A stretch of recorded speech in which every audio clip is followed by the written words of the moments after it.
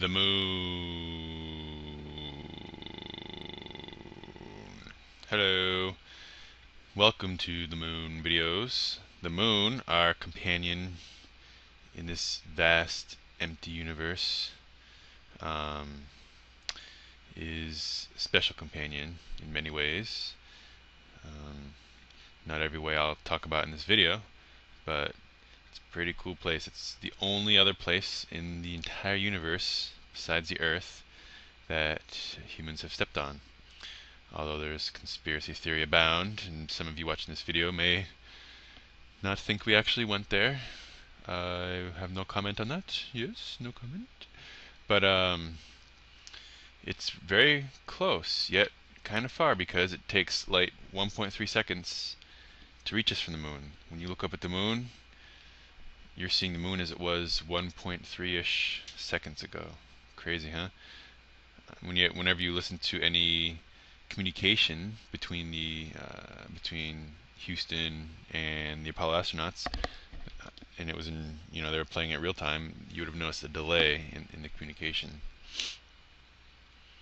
Light's pretty fast. If you take a look at this picture, you got the space shuttle launching, and I guess it's about 3 miles away, and you'll see it launch, and then you're going to hear quite the delay, quite the sound delay. In fact, when you first start to hear the sound, it's not going to be the actual sound of the shuttle launching. It's going to be the sound of the engines going on. Then when it gets loud, that's when you'll hear. That's when the shuttle. You're hearing the sound from when the shuttle launched. So let's watch this.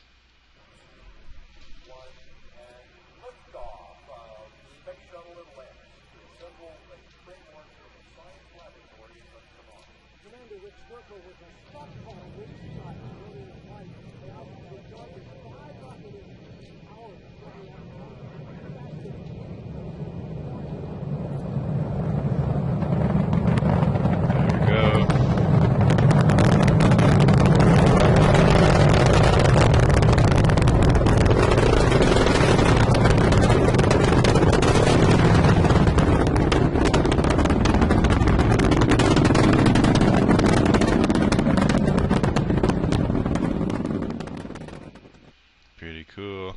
So that was quite the delay. If you've also been to a baseball game recently and saw the baseball hit the bat and go out into the stands, maybe a home run, you notice that you wouldn't hear it, especially if you're way in the nosebleed section. You wouldn't hear the crack of the bat until moments after. So the speed of sound, there's a delay compared to the speed of light.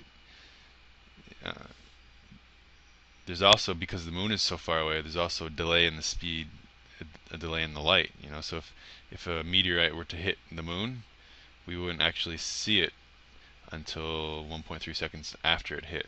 Now, with light and sound on the Earth, you can tell there's a delay because you can actually see the event before you hear the sound. But there's nothing to compare, since light is the fastest thing that we are aware of currently. There's nothing to compare, nothing faster to compare how slow light is. So you wouldn't actually know there's a delay unless you're communicating with someone. You're sending a light signal there and then waiting for it to bounce back. So it's pretty cool. The moon is tiny compared to the Earth. This looks to be about a pretty good scale representation of the two bodies. So the moon is pretty small, but what's cool about our moon is that compared to the Earth, compared to its mother planet, you might want to say, it's much bigger relatively than any other moon in the solar system. Any other moons in the solar system are compared to their mother planets. So if you got big Jupiter, oops, no. If you got big Jupiter, and its biggest moon is just a tiny speck. Nothing, basically, compared to the size of Jupiter. So that's what makes, what's another thing that makes our moon special is just how big the moon is compared to the Earth. How big is it? Well, its radius is about 1,700 kilometers, which is about 1/4 of the Earth. So you could take about 4 moons and put them across the Earth. Its mass is tiny compared to ours. Take 80 moons to equal the Earth's mass. So you could, even though you couldn't fit 80 moons inside the Earth, mass-wise, it would require 80 for the scales to balance. The density of the moon is really low, which is interesting and helps us to maybe come to a conclusion about how the moon formed, as we'll talk about later. Density is only about 3,300 kilograms per cubic meter, which is about 2,200 kilograms per cubic meter less than the Earth, which probably most likely means that there's much less heavy elements present inside the moon. The gravity on the moon, the force gravity, Fg, is about 1/6 of the Earth. And so someone weighing 180 pounds on Earth would weigh 30 pounds on the moon. What that means is, even though these astronauts, as you'll see in this video, are wearing equipment that is in excess of a few hundred pounds, so they're probably about, with their own mass on Earth, they would probably weigh 400-ish pounds or so. In spite of all that, they can jump pretty high on the moon. And not only that, but when they do jump, you'll notice that it looks strange.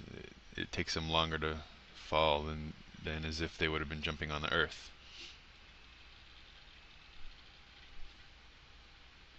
Whoa. That was kind of glitchy there. Let's try it again.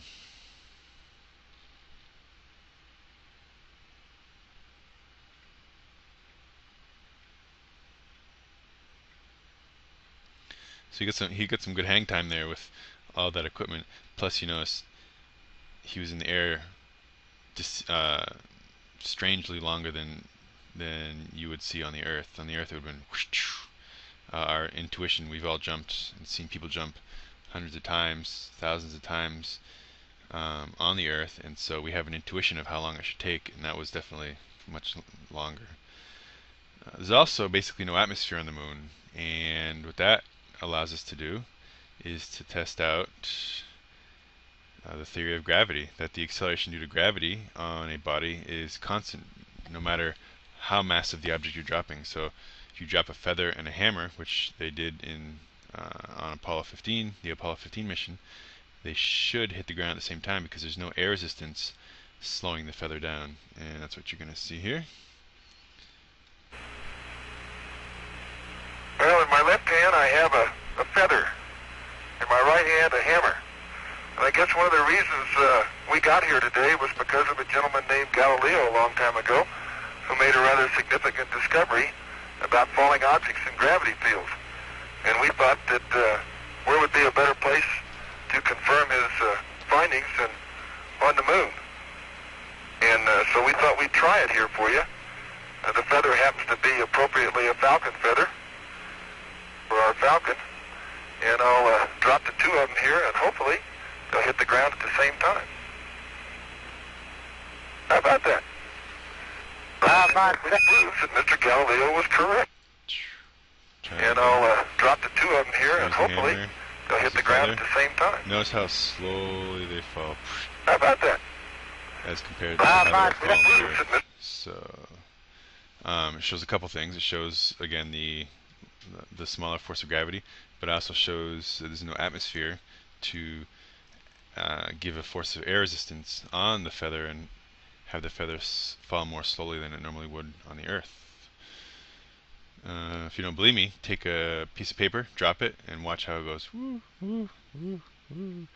And then put the piece of paper on top of a textbook and drop it, and the paper no longer goes woo, woo, woo. It falls quickly with the book.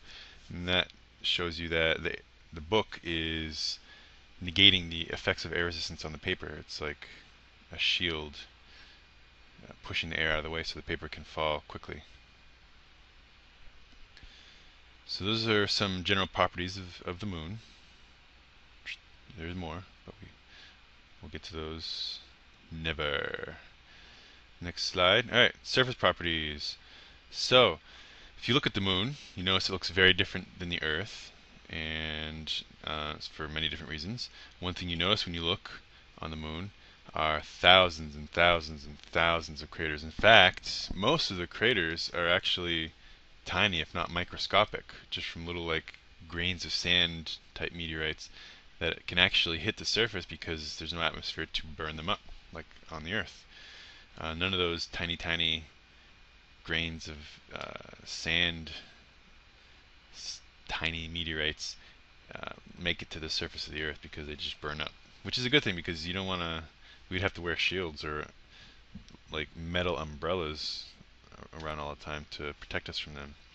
The astronauts, their spacesuits were made out of special material, and if you go to the Air and Space Museum field trip, or if you've already been there before, there's a section that shows the multiple layers of materials that are in the spacesuits, and a couple of, or maybe a few of the layers were put in there to prevent micrometeorites from penetrating deep in and making little holes, which would either hurt the astronauts or allow their precious atmosphere to escape. But yeah, so there's thousands and thousands of craters, and as you can see in this picture, kind of a zoomed in picture, there's layers of craters. You can see older craters, and they're partially covered up by smaller, newer craters. Now, some of these bigger craters might have covered up older craters. It's just that, unless the older crater was bigger, you wouldn't know because this would have destroyed all the older craters. If you look closely, you can see signs of maybe older craters that they don't have such sharp rims, crater rims. They might have been eroded over the years by other smaller micrometeorites. Looks like maybe an old one. Probably not, because this one looks newer. But well, no, that's actually not true because since this one's so bigger, it would take quite a bit longer to erode than a smaller one. So that might be a smaller, older, really old crater. But again, it's hard to tell. This crater rim right here is not as pronounced as some other ones, so maybe that's an older crater. It's really interesting to try to think about the history. It's like looking at a family tree, sort of. And then you also see Maria on the moon. That's these dark spots. When Galileo looked at them, he thought these might be oceans, and these might be continents. We were using the Earth. He was using the Earth as kind of a guide to theorize about what the moon might look like.